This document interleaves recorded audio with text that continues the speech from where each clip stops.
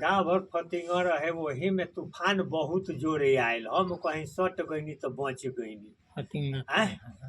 तो लोग कहत तो सब फतिंगन खत्म हो गल तू कहाँ से रह गई वही घड़ी से हम रह गई तब से नाम हमार बाप मातारी राख दिलक फतिंगन मैंने फतिंगा के इथी लेके हैं फतिंगा शब्द के लेके ना का इनका कहे गौर दिए न हुई तो राव नाम काहेला लोग बहादुर धत करनी तरह बहादुर के बाना एको गो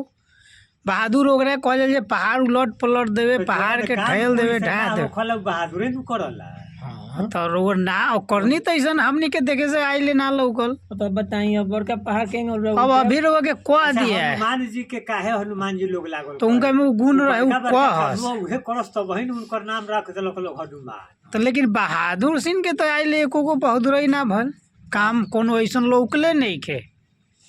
रउआ से तो एगो घास उखाड़े के कह दिएला उहो ना उखड़ेला आ पेड़ पौधा पहाड़ उलट पलट तो दूर के बात बताई हमारा गृहस्थ होकर के घास ना उखड़े बहादुर के कोनो कामे नहीं कोई काम आइल माने नाम के प्रभाव के काम रुआ नहीं के बहादुर के वीडियो बहादुर के काम के कोनो कामे नहीं की रुआ कइले तो पहले नंबर में हम खाइले हां ये तो अब यही अब जब हम पहले ही खा ले तो बानी आ तनी मनी से हमरा काम ना चले जानत बानी रउरा तो माने कितना से काम चलेला कतना से काम चलला अरे कोटा एगो होखला नु जी राउर दूगो कोटा बा हमार 8 गो बा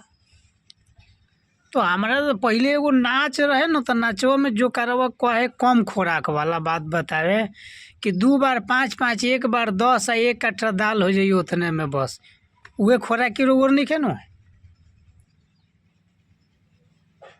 अब दाल या भात के तो हम बातें नहीं खेआवत माने वो हम प्रमाण एगो बतैनी है कि खोराकी लगभग उतने तक नहीं खे ना पहुँच रहा और ना उतना तक नहीं खे पहुँच तो ओकरा और आधा तनी बढ़ा दी